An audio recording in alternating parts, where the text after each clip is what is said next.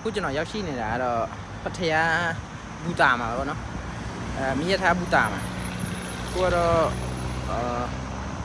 တနိုင်ခွဲပြီပေါ့ခဏနေ2နာရီ20လောက်ဆိုရင်မိရထားစထွက်မှာဆိုတော့နောက်ထပ်1နာရီကြော်လောက်စောင့်အောင်1နာရီနီးပါးလောက်စောင့်အောင်ရောက်တာနည်းနည်းစောရတယ်ရတီဥတုအခြေအနေကတော့ကျွန်တော်ထပ်သွားလဲမလို့ပဲရတီဥတုအခြေအနေမကောင်းတော့ဘန်ကောက်ပြန်မှာပေါ့အခုမိရထားစီးတာ30ပဲကုန်တယ်30ကားစီးတော့150ကုန်တယ်ပေါ့နော်မိရထားစီးတော့ပို့ပြီးတော့တက်တာတော့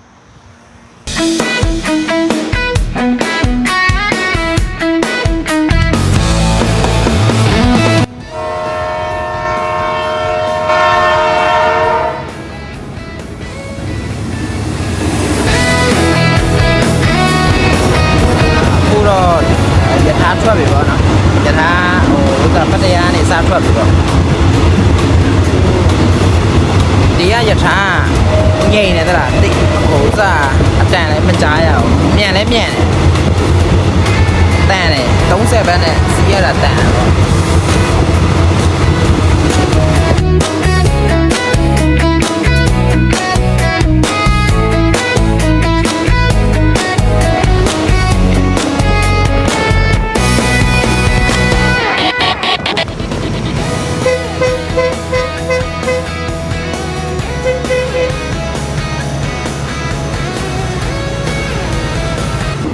တယောက်သွားတဲ့ချိန်ကတော့ကျွန်တော်တယောက်တည်းပဲပေါ့နော်။ပြန်လာတဲ့ချိန်ကတော့ကျွန်တော်တင်ချင်း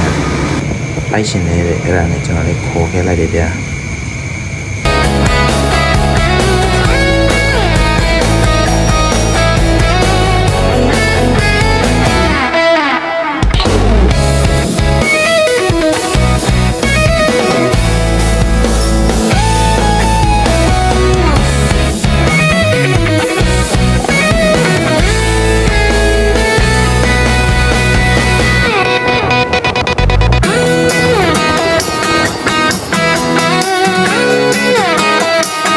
ကျွန်တော်ဘန်ကောက်ရောက်တော့